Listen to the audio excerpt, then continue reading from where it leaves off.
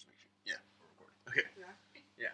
Okay, so it's Dominique Purdue here of Kine Media with my colleague Steve Cho. So this is going to be fun to interview Steve, the Human Accelerator. So, who is Steve? This interview is all about who is Steve and who is the Human Accelerator. So, I want to take it back and ask you about who you were as a kid. Like, how did you grow up? What was your life as a kid here? Where did you grow up? Let's start off with that. All right. So I was born in New York, and then my family moved down to Florida, Central Florida. We moved around a lot as a child, and I spent a lot of my childhood there. So like Tampa, Orlando, St. Pete, Lakeland, and then moved to Atlanta, Metro Atlanta, Northeast Metro Atlanta, when I was like from middle school, and then my family stayed there, but then they moved to South Side Atlanta. And I went to school in Georgia, like an hour east of Atlanta, so yeah. And that's pretty much my upbringing. What? Yeah, well, I mean, like, when people ask, like, where you, a lot of people stay in, like, one place where they, like, kind of identify with, because both Florida and Atlanta had, like, shaped my identity a lot, because, for example, like, my whole childhood, as a child, before, like, in middle school, like, there were no Asians. And then once we moved to Atlanta, there was a bunch of Asians. And then so, like, kind of saw, like, two worlds kind of thing. And then, but then, like, I like Atlanta. I like the culture. Actually, once my family moved to the South Side. And then so I'm like, that's why I'm like pretty proud of being from Atlanta. So, yeah. And then, yeah, that's pretty much it. I mean, but like in terms of, and then like after college, I was like living in China for 3 years, in and out, going to San Francisco, lived in Thailand for like total probably around 2 years. So. Oh, you're a traveling man. Yeah, just been around a lot, and I mean, if people ask me like, where are you from? So here's the thing: when people ask me where are you from, I'm like. There's sometimes it's a loaded question, like, what do you mean? Like, a lot of different things you can say. Yeah. I was like, what do you mean where I'm like, really from? My parents are, I always say my parents are Korean. I was born in New York, and, oh, that's interesting. You were born in New York? Yeah, born in New York, and, is there a story behind that? Yeah, well, I mean, my dad, he like moved to New York when he was 18, following his mom and dad, and they were like super poor in Korea. I was like, yeah, they were like, they weren't even prisoners of war, or like they weren't like anything to do with them. They were just super poor in Korea. And then, then my dad's dad, my grandfather, he was like a translator for the war, and he got an opportunity to go to Korea. Then he brought his family, and then, then my dad was there until like, he was there for like 13 years. Yeah, wow. Yeah, and then like. Manning a fruit stand, and then, but my older brother and I were already born, and I was like 1 years old, and then he went down to Florida. Oh, okay. Yeah, it's like there's a typical like a lot of Korean mass migration to New York or California, right? And that was part of one of it, and then like, yeah, so it's just a bunch of Koreans coming in to New York and starting up their own businesses. Yeah, a lot of them after the war, or just that during that time, like post 1950 and stuff. Wow, that's really interesting. Yeah.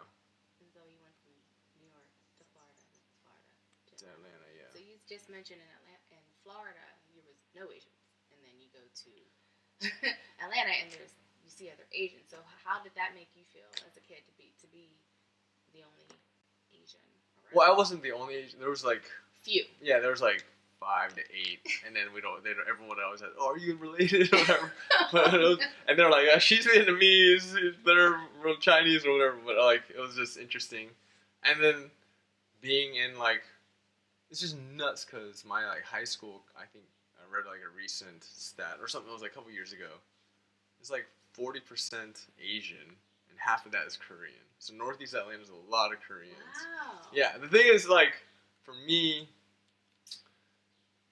what I mean, this is against about a lot of like ethnic groups and stuff. They like stick together, and I think that's kind of. I don't think that. I don't think that's necessarily like, healthy in terms of like social development. And then or it like disenfranchises you of the ability to like explore new culture. You know, just in like just networking. Yeah, exactly. So I always encourage people like I guess I was tried to encourage like younger people like, oh yeah, just go out inside your social circles, like don't see the people who look like you know. There's a bunch of ideas and a lot of richness to like go to network with other people and stuff and like build relationships. But so in terms of like building my identity, it was just weird because like it was elementary, middle school.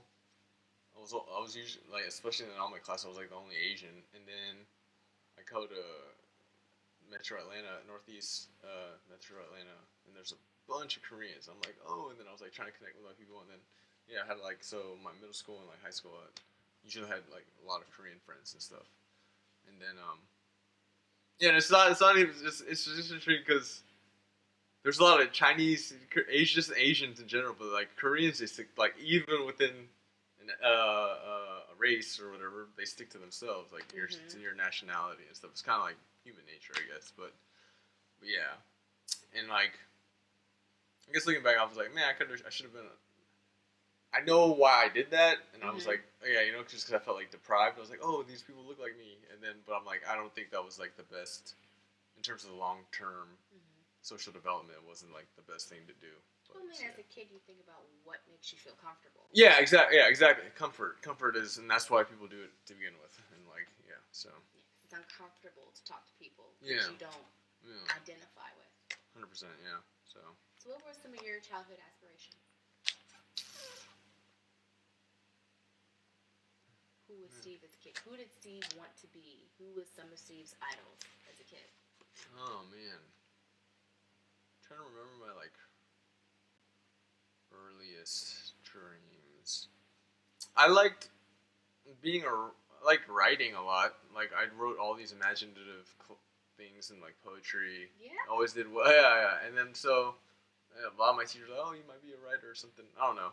But then and then in middle school and high school, I found basketball, and I just wanted to play basketball.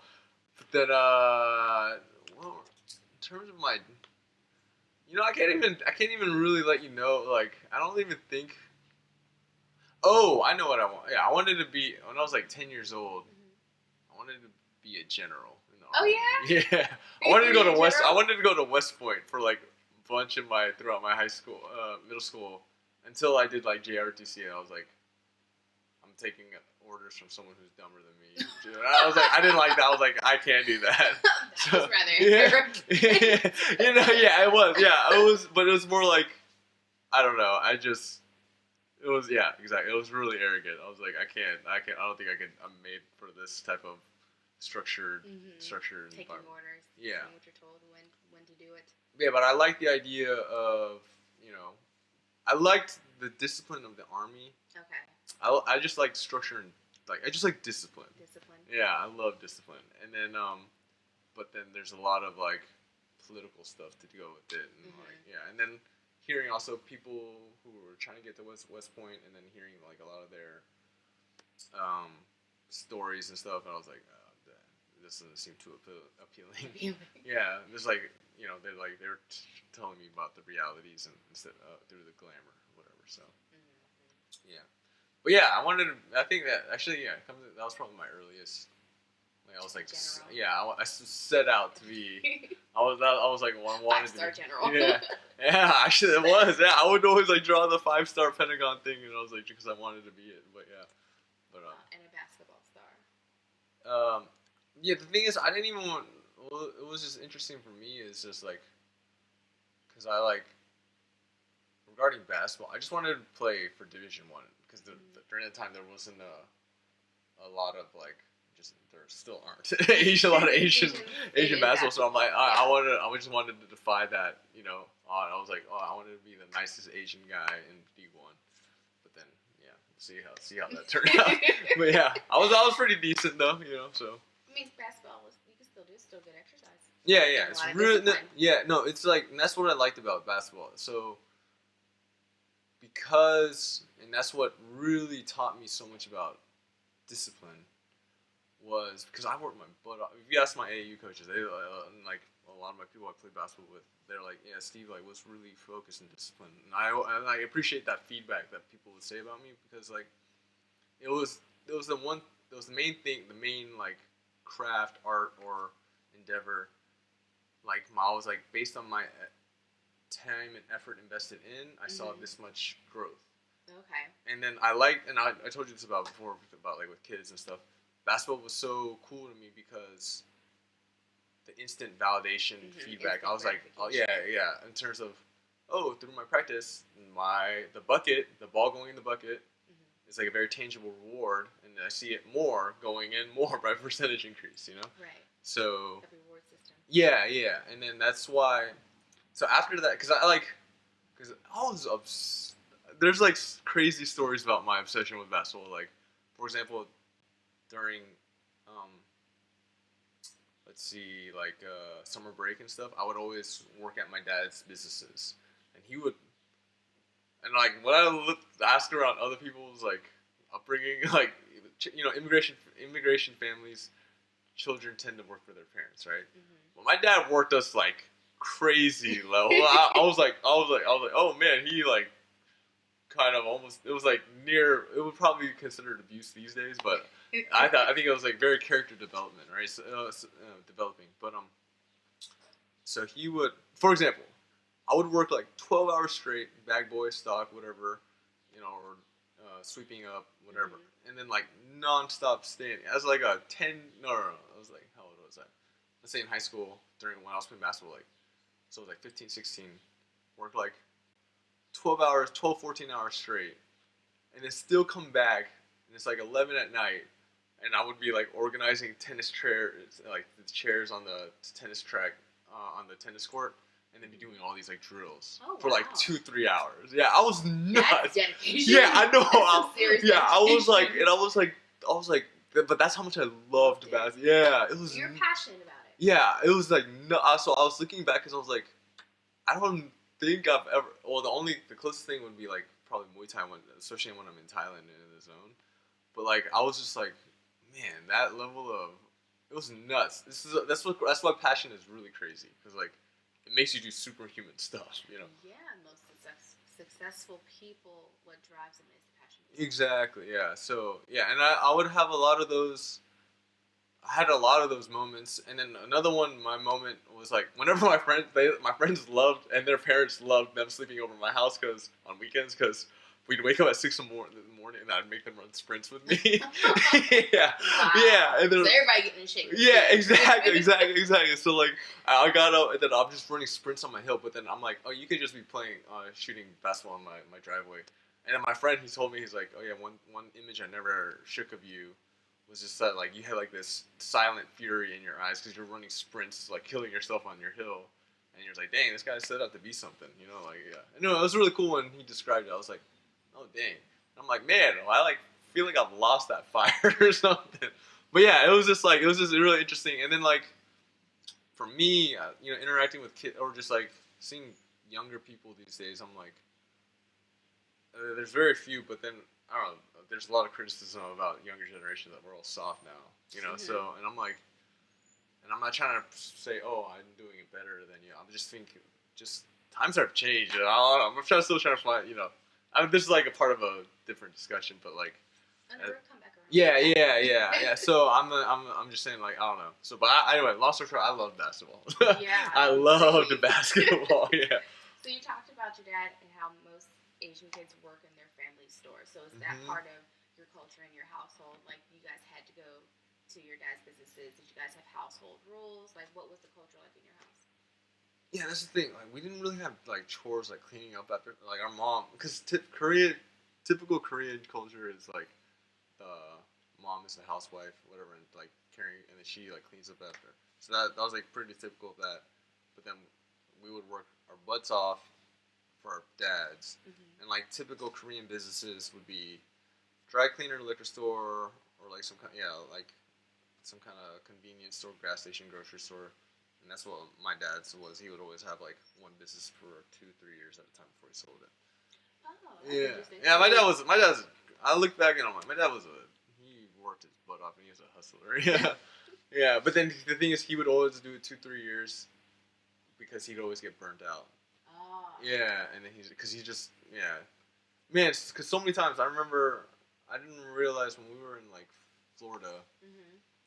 Several times on a 10-minute drive, he was so tired he would just fall asleep while driving a car. Oh Yeah, my goodness. yeah, 10-minute drive. That's why I was like, oh man, really? And like my mom would tell me after the fact, or like when I was older, I was like, oh really? How that happened? And I didn't know as a kid. Things parents we showed from our Yeah, yeah. But yeah, it was my dad worked his butt off. So yeah, and now he's doing really well for himself. So yeah. That's really amazing though that he just having so many businesses. That's well, it was one at a time, but yeah, my dad, he did live the American dream, and like, and I talked to him, it's cool, because he's just like, yeah, Steve, he always says, I'm lucky, and he goes, because he thinks back of the people that he grew up with, he said, like, a lot of them still aren't doing well, or whatever, or like, his dad, or they have an estranged relationship of it, my grandfather would be like, yeah, my children can hate me, but like, the one thing that they can't deny is that like, I got them out of Korea. Like, it was like really bad. Like, and he's saying like everyone's still suffering or still poor or whatever. And then so my dad got out of the mud. Yeah. So and he lived the American dream, and he's really really grateful. So I try to embody that work ethic. But yeah. It's really really amazing. He's like someone we should be interviewing. Yeah. I definitely want to do a documentary on him or something. And then yeah, exactly. He's a my brothers and I really admire him. Yeah, respect his work ethic. Yeah, that definitely shows a lot of character. Yeah, for sure. So, what do you think that your parents' vision of your life is or was when you were a kid? How do you think they wanted you to fulfill your life? Oh yeah. So my mom, typical Asian stuff. She would always tell me, "Oh, I would like you to be a doctor." and then the thing is, like, compared to a lot of my other Asian friends, I guess my brothers and I, we brought B's home a lot earlier, like in middle school, and then that just like, my mom stopped like being tiger parent or whatever. Whereas I saw a lot of my other kids, man, a lot of Asians are like super stressed and stuff. I know, yeah, but my dad, he would always say, "Oh yeah, only work for yourself because you'll never get rich." And my dad's like straight up like, he just no BS type, like straight to the point. Yeah, straight to the point type of guy. And then that's good because he's always honest. Yeah, exactly, yeah. He's like, he has a very very straight up like broke immigrant hustler mentality, which I appreciate. You know, I think a lot of the younger generations can like learn. Yeah, that's a lot. Yeah, because there's a lot of wisdom in it. Like, because all our parents' lives, they suffered a lot. So so yeah. Try to make things easier. Yeah, exactly. And then in the way they knew how, right? Right. Yeah. Exactly. The way they knew how. Yeah, so they wouldn't have to suffer the exact same way. Yeah. They did their best. So yeah. Yep. So who is Steve the adult? Where are you now? What do you do now? Still trying to figure that out, I guess. A process of discovery. A couple of truths I found out is, so like, I guess in one of my, to sum it down, which is what like the Human Accelerator is for. Okay. It's like focused effort to expand one's energies, like in an accelerated learning, right? Okay. So, taking all that, and which is why I'm like constantly reading new research articles on human learning, right? Okay. And like brain development and stuff. And I think, especially like because the problems of the future are based on traditional education. Okay, so my main thing is like exploring human potential, right? Which is why I fight. That's like guess if you got to sum it up, like pushing to be the best humans are capable of, Okay. and then trying to find a way to scale that, so That makes sense. so that more people can do it, have access to these tools, know-how, methodologies, all that stuff, and then So learning the way that you particularly learn. yeah, for everyone, yeah, for each has their own optimal route. So based on your abilities, all that stuff, your genetic predispositions, your learning ability, like, but then always pushing to the edge and then expanding on that, because humans recover and can heal. So then you can push out your threshold. You push your threshold. I feel like you can do it in a healthy way. Right, like how athletes push their body. Exactly, and that's what. You do that with your mind. Exactly, yeah, and like with your mind, just your physical stuff, abilities are only an extension of that, right? So, and that's why I love sports, because they are the pioneers of discovery for human potential. So, especially because the one thing I love about, I guess, fighting, or just any sports, I love sports psychology. I research like the obsessive mindset for like Tiger Woods, Michael Jordan, even Michael Jackson, like all his stuff, like just high performers, right? Mm-hmm. And so the whole sports aspect of it, Michael Phelps is another one, like, and then like you can even throw Beyonce in that category. Yeah, exactly, yeah. She's a perfection. She'd be on top of it. Yeah, I've watched some documentaries on her, and like, but also the people who worked around them, like their coaches or whatever, and their insights about that. I love just like I'm trying to understand like high performers and stuff, and then seeing how I can apply that to my life, or helping other people apply that to life for those who want it. And I realize like human will is like the foundation. You need to want it. For like drug addicts too, you need to want to stop. And if you like, okay, then I'll submit myself to this structure or whatever, or like it's like you understanding that's beyond your control kind of thing. Like, will you have to like want it for yourself. Yes, that's the key element, the key component. Otherwise, everything else just falls apart. Exactly.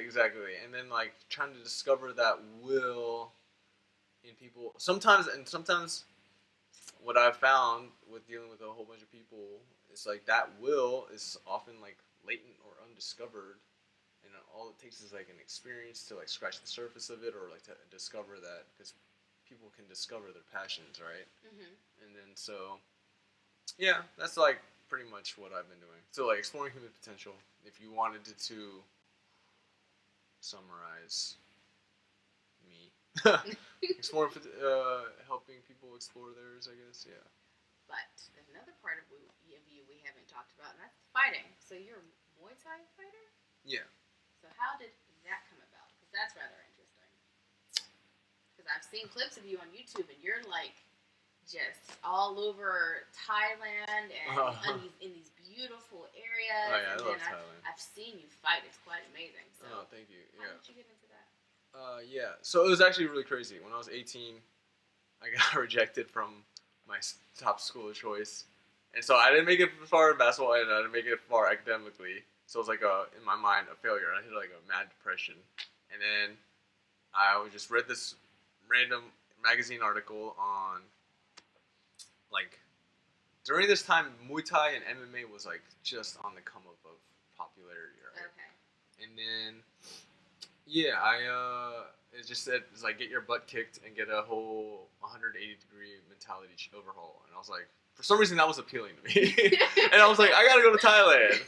And then like, I asked my parents, they're like, no. And then, so this is actually a funny story. So a lot of people know this about me too. I was a Bible study teacher at the time. I was very religious. And then my parents had said no. And I was like, okay, fine. And then I ended up dealing drugs as a Bible study teacher. Oh I was just dealing marijuana or whatever, and then to fund my first trip to Thailand right after I graduated. So it was crazy. My mind was made up. I left my brother a note to my mom I'm in Thailand by the time you read this time. And Oh my I was like, gosh. You go yeah, after the fact. yeah. Put yourself in that position of my mom, right? Exactly. Oh my god. Yeah, I exactly. want to strangle you. Yeah, exactly. So that's why it was like a bunch of the Korean parents were like, "Holy snap, Steve's crazy." Steve's on the loose. Yeah. So I wrote her a letter. I was like, oh yeah. By the time you read this, I'll be in Thailand. So I told my brother, give it to her when I'm 2 days later. And then, Oh my god. I would have flipped my lid. I would have lost it if I was your mom. Yeah. I would have dragged you back here. Yeah. Well, yeah, exactly. So it was crazy. So and then like within 2 weeks, 2 months, I had fought my first professional fight. Right. Oh wow. That was, wait, 2 weeks or 2 months? 2 months. 2 months. Yeah, I wish 2 weeks. Though. That's still rather fast. I was so it actually took like a month of training because I was out for like 2 weeks because of a crazy staph infection. I was like, up until that point, it was the most pain I've ever been in my life. I had like my knee was, and then like every time I stood, like pulsing with pain. It was so much pain. And then like I thought I was gonna get my leg chopped off or whatever. God, that's straight. Yeah. And then but yeah, and then after that I was like, and then I was like, I like fighting. And I was like, cause that was my whole validation of like, cause training in Thailand is like a boot camp, right? Okay. So you see like, it's like focused effort, and that's what contributes to these insights for like the Human Accelerator. So it's accelerated improvement, right? Okay, so that's where that kind of has... Yeah, it kind of planted the seed. Okay. And then like, and then, so that, and then that's what like kind of sparked this like initial love from Muay Thai. It was that was like the initial love for like my work ethic, and I was like improved it. Because I didn't train then I started college, and I didn't train Muay Thai at all. I just started breakdancing. Yeah, it was very random. But I love both dancing and fighting. But I love fighting more. I've like fell in love with it more because as I've seen myself improve and stuff. But that instant gratification, the reward system. Yeah. And like, cause Thailand, it's like because of its rule, it's like. There's not much regulation, so you can fight so constantly. You can fight a lot. And one month I fought 4 times, right? Yeah, and I'm going in injured and stuff. But I was like, mentally and like everyone asked. If you asked everyone who knew me during that time, they were like, "Yeah, your like energy was nuts," and I was just fighting. I was like, I was unstoppable, and I wish I could like keep that up. But like, there's this like something about like human performance and like being in the moment type stuff. Which like makes me just looking back and stuff. I'm like, how do you replicate that and how do you scale that for everyone to achieve that for themselves? Mm-hmm. And that's like, so another thing is so I started dancing in college, part of the breakdance club, the B-boys / breakdance club in college, and then I visited my family for 2 months in Korea once during that time college, and then so Korea. And breakdancing, they're like really good. They're like global phenomenon. Yeah. So when b-boying or breakdancing became like competitions, the early 2000s became more globally mainstream. This is like pre-YouTube, or on the beginning of YouTube, and like Korea was like killing it. All I can think of when you say breakdancing is like the guy with the boom box. Yeah, and then the mat on the floor. Yeah, and they're the just cardboard. Like and the spinning. That's exactly. what I think of. So Korea, the Asians, Korea, Japan, China, they all took that and they ran with it. And then like the youth, and then like Korea, the early 2000s, Korea like exploded onto the scene globally, and then YouTube made them like popular. Huge. Yeah. And so like, and this was 2010 when I visited, and that's when I saw like. So, in Korea, like breakdancing is looked really down upon. You're like it's called like a so. I mean, it's cool here. Yeah. But the parents are like, oh, you're just like a nut. It's like a low class thing. Oh, I see. Yeah, and the thing is, origins of hip hop, it was for like people with nothing, and they would help them create a platform for them to have a voice and express themselves, right? And now it's hip hop's a global phenomenon today. So, but so that's another thing about like environment, Right. like talent type stuff, and I saw like all these no-name like monsters just for this 6 months of dancing. Because by that time I had danced for 2 years, but they were like 10 times better than me, doing like crazy moves, and I was like, holy snap! So I'm like, so my approach is like messed up. Well, not I wouldn't say wrong. Is I was doing the best I could, but then I was like, because of the ecosystem of Korea and training, like these people are able to achieve like so much more, and a lot of it is know-how, methodology, communities, all that stuff. And they have so many more competitions and stuff. Okay. It was crazy. It's like really crazy dance ecosystem in Korea. Same as China. Like a lot of the places I visited, like they're like, yeah, the hip hop communities are like really really well developed and stuff. So, and then yeah, so that's what I saw, like another type of boot camp type of environment that like leads to accelerated development. So with this accelerated development, how does this translate into what you're doing with Kind Hearts Kids? Yeah, so I'm trying to, you know, right now I'm collecting data points with like people's learning styles. You have plenty of different personalities. Yeah, plenty of different kids. You never know what you're going to get. Yeah, the thing is, they're all making progress based, even just from week to week, because kids are so neuroplastic. My thing is, help them get to a point in their confidence with, like, oh, being them discovering that epiphany for themselves. Oh, I can do this, and then like, and if they love it, then it just becomes a self-reinforcing mechanism, right? But so we like help them make like we made some music videos. As you see. Yes, music videos. They're very talented, very energetic. Yeah, very energetic. And the thing is, what's cool is after we make a music video, and then they see themselves like, even though they're kind of goofing off and they're like shy. Yeah, they're shy. Yeah. And then, but after they see it, they see the final product. They're like, they get so much energy. And then, so because they're proud of themselves. Exactly. So it's that moment's really cool, and I'm just like, okay.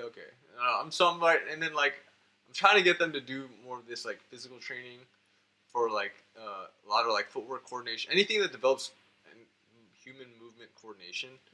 Yeah, that's like, it just develops your brain, right?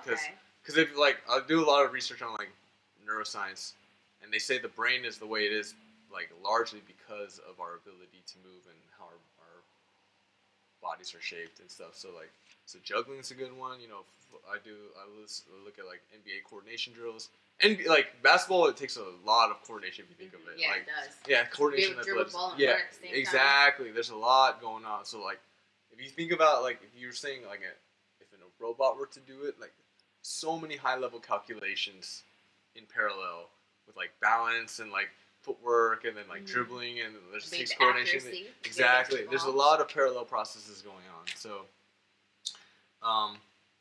yeah. So like, juggling's a big one. Like juggling's a fast one I think that kids can really adopt for themselves. Just hand-eye coordination stuff, footwork like ladder drills. A lot of kids like, you know. So my thing is like with kids, a lot of them love like superhero type like martial arts. Superheroes. Yeah. And in martial arts stuff, and karate and Mortal Kombat. And yeah. So like Batman. for me, it was crazy because I remember the guys I like went to middle school with. I ended up visiting them sometime in college. By this time, I was like dancing. I had fought already into Thailand or whatever. And then they made this comment. They're like, "Oh, you're like cool at what every guy wants to. You're good at what every guy thinks is cool or like wants to be good at." Oh. And I was like, "Oh, what the heck?" And then I was like, "Yeah, I think I'm just trying to be like someone my child would be proud of. Like every child wants to like know how to like fight like superhero or like you know, they like rappers and stuff. They think rappers are so cool, or they like like dance. Every kid wants to know how to. So you're living out your childhood fantasies? I guess so, in a way. Trying to make my childhood self proud. So, I think, I definitely think there is something there, like, and like a bunch of my guys friends that would say, like when I'm teaching them, they're like, a lot of them say, they're like, yeah, every guy wants to learn to dance, but they're not gonna admit it. But like, you know, and then like and I've taught like a lot of like friends and stuff, just some basic moves and stuff. And A lot of it. It's an ego thing. You're afraid to say something. Yeah. And then like, and the thing is like, especially when I look at like performers in general, I'm like, why don't more like rappers learn to dance? It takes like a literal 30 minutes. Just you do tutorial, or I mean, if you're by the time you're rich, you just learn more. I mean, look at Usher, because he paved the way for there to be a Chris Brown. Because Chris Brown does a lot of dancing. Yeah. So Chris Brown's super talented. Yeah, Chris Brown's really then you good. have Michael Jackson, and he sang. He danced. Exactly. A lot of coordination. Exactly, and like, yeah, Michael Jackson's. I read like a couple bios of his, but yeah, he's next level. One thing I liked about Michael Jackson, this random tangent, is how everyone would say how ambitious and how driven he was. Yeah. And then like his journals, his childhood journals, he'd be like, "I'm gonna give the world a perform like they're gonna see a performer that they've. I'm gonna become a performer the world has never seen before." Wow. Yeah, like but it's like a self-fulfilling prophecy. Yeah, and it was and those were his like as a child. Those were in his journals, and I'm like, that's pretty dope, you know. It is. Yeah. So but he aspired to be that, and that's exactly what he was. Exactly. Yeah. So I think a big part of that with kids, the ability to dream is very important. Yeah. So I wanna like maintain that, and then maintain that optimism, because you meet like a lot of people after college, or like 18 plus, whatever, even just everyone's so. A lot of people, well, I guess after 22 or 20, especially after 25, everyone's just cynical, you know? Or they just think they can't do it. Yeah. I don't know. I guess then, adulthood steps in. Yeah, and the responsibilities and stuff. Right. Yeah. That's why, like, especially when you're in, like, I guess I like Thailand because the responsibilities there are very minimal. It's just training and fighting. Eat, sleep, train, fight, whatever. And then, like, you see a lot of these, like, adults, like, their inner kids come out. And then you see, like, what they really, What they really love. And yeah, exactly. And that's, like, I think that's, like, a big, I don't know, a core fundamental thing of being human and being happy is, like, honoring that about yourself. Oh, okay. I think, but then it's like, of course, there's responsibilities to be in this type of society, pay bills and like whatever, whatever cultural responsibilities you have. But it's your job to make yourself happy based off of your own initial childhood, likings? Dreams, childhood dreams. Aspirations, what you expected of yourself. That's a big eye opener for a lot of people.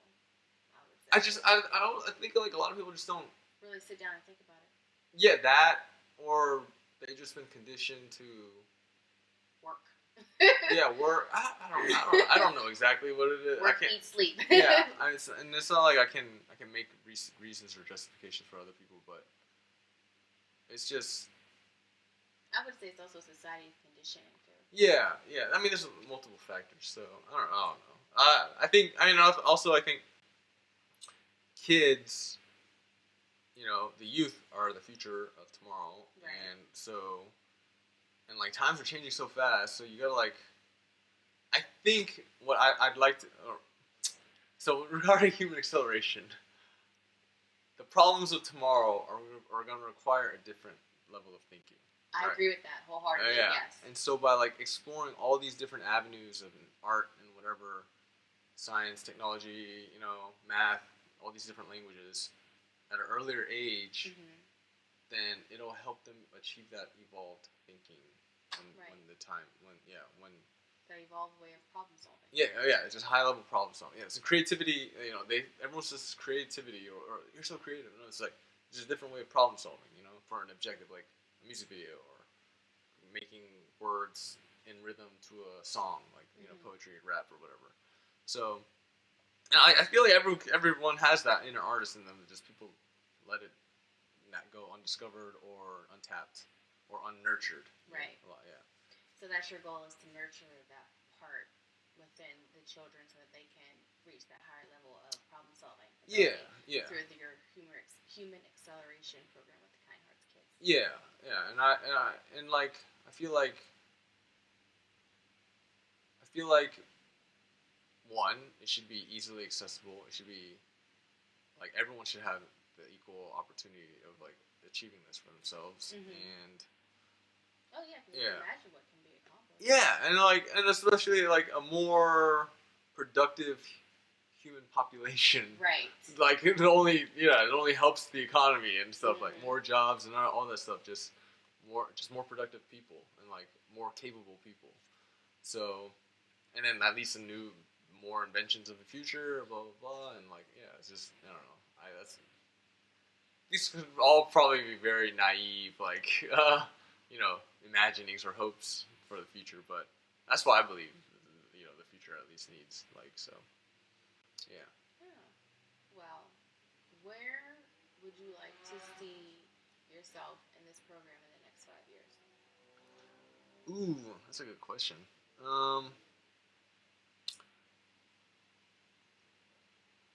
So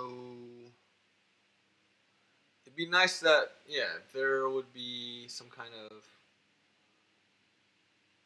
programs that it could be a 3-month program, whatever, and then there's an objective, and as well as a deliverable. Are you thinking boot camp? Yeah, boot camp type of programs that like people can maybe do remotely or within like a certain like, area or whatever. So, for example, if there was like a fight, like become a fighter within 3 months, which I mean it only takes like 2 months if you had enough baseline athleticism, but like a 3-month acceleration program, and then you end up with at least 2 fights by the end of it, or something, and then that's your deliverable, and then like a bunch of like analysis and stuff to like help you along their path. Like it's just a accelerator, Kickstarter type of thing for your whatever path or endeavor that you want to be. So like like so you're trying a rapper accelerator customize it. Yeah, personalize it for everybody. Okay.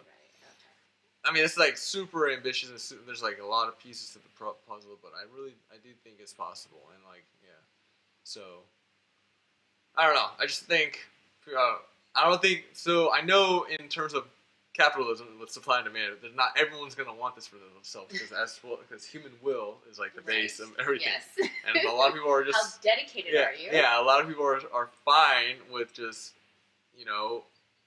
playing games and stuff, which I think is a huge problem. But like, let's get started on that. Yeah, I don't. Yeah, I mean, I think it's cool. I don't know. It's just like time. I have like. I could go on forever. But I have a lot of opinions about a lot of stuff. So, but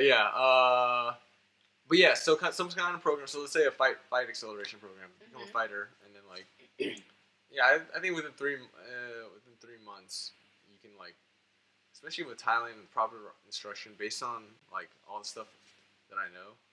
Like, I feel like you just lay it out with some kind of curriculum, and then the base thing of the human accelerator is like achieve in 2-3 months what you would normally by yourself achieve in a year or 2 years, right? So, because really 2 months in Thailand, let's say training, specifically let's say for fighting, 2 months is like the hours that you put in. If you do the whole 2 months, is like a year elsewhere that you can do, right? Oh wow! Yeah. That doesn't mean you'll improve like a year, like if you do it over, because rest is important. But then, in terms of like the amount of work you put in, but then you can kind of tailor it to that way. Because I've read like so much books on like just human development, like human talent and like improvement. So I'm like, it's just more of me trying to like. I'm trying to find the right recipe. So I guess I'm still searching, So So I was about to say, like, how does that translate towards you with the kids? So if they're supposed to be accelerating, are you doing something specific with them? So like, are you choosing just one thing for them to focus on to accelerate at, or is it? Yeah. So right now it's like we're in the process of discovery to see what they like, and I mean I've only certain people I know what their inclinations are, but still so others are like they came at different times, so I'm like still learning what yeah, theirs yeah, are. yeah, and then like learning how to, just trying to figure them out and stuff. So, and then that process of figuring out the person, that process of discovery needs to be like, can be expedited, I think, with like proper tools and stuff. And then so, but yeah, I think everyone. So there's this concept of called, the Renaissance man.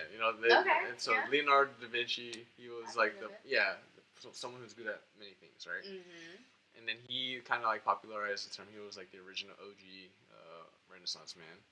But then when I read up on those, they're like they have like one main discipline. And his was like art, like paintings, right?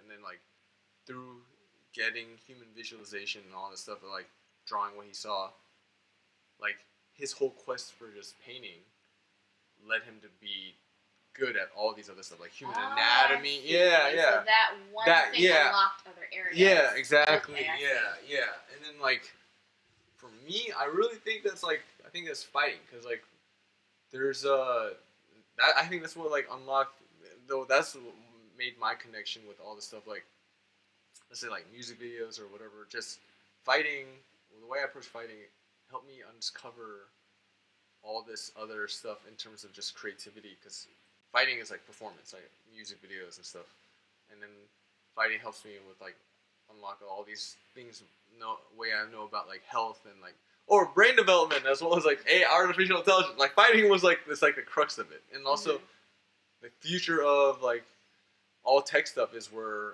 technology and biology, because everyone wants to extend their lives and be healthier people. Right. It's like, I think fighting is like, that's like my main thing. It's like because it helped me learn so much about just the human. That's what made me come up with this whole human accelerator stuff. So this led you to because it's a very human endeavor or art, or it's a very human activity at the end of the day. So, but yeah. I definitely don't think a robot can replace that. The thing is, one day, my goal is. Also talking the movie Real Steel. Yeah. Well, so that is probably in due time. Yeah. So, I'm saying like a cyborg training partner. That's my goal. Like I just like an android. Like, but it would know it. Like it would. I would love for it to just like beat the crap out of me. Like right before I get too incapacitatingly injured, like I can't fight anymore. But like train me to the point where to my limits, and it's constantly training me to my limits. That's all. Yes, exactly. That's all I want. So there's a method to the madness. Yeah. I'm like we don't want you on a stretcher. Steve. Yeah. I'm like, I know it's okay. I've been there, like and like pain, you heal and stuff, but like. I'm like kind of a masochist in that way, and I know that pain is part of the process, but like I feel like with AI and all that stuff, it could help you improve, in a facilitated, fast way, accelerated way, and so incorporating all that stuff, and so I'm just trying to, again I don't have all the answers, but. And this is kind of in like a life quest, come to think of it. So you got me thinking about a lot of stuff, and there's a lot of stuff I need to focus on too. So. Oh, that's good. I'm glad I was able to. Yeah. That was that conclusion. Yeah. That was this interview was good. Yeah. So, final question? What is something that you want the world to know about Steve Cho? No, I don't. No, I don't. Come on, Steve. I don't think. I don't really care about people knowing about me. It's more of, I wish people would have more faith in their own abilities or expect more of themselves. No. I don't want to project that. I want. Okay, there's this quote. If humans did all we are capable of, we would literally astound ourselves. Oh, right. I So love that. yeah, I like that a lot. I think people. I wish more people would be like, what am I capable of? And like, I guess have a little more curiosity or desire to explore that about themselves. So sounds like self-discovery to me. Yeah, self-discovery, and wherever that path takes you. And so, because I think there's a lot of joy in that path, in that discovery process too. There's a lot of pain. There's a lot of, there's a lot. Yeah, there's a lot of whatever, a lot of negative emotions too. But that's also part of life too. So, but yeah. Yeah, absolutely. Full part of life. Yeah. It's So. the yin and the yang, right? Yeah, for sure. But yeah, there's also a lot of like, I think there's just joy that you never would thought would have been was part of life that you didn't know that it was possible, right? So, and I think that's what makes it worthwhile. I like that. Yeah. So yeah, ask yourself what are you capable of? I think, and that's like the core of the human accelerator.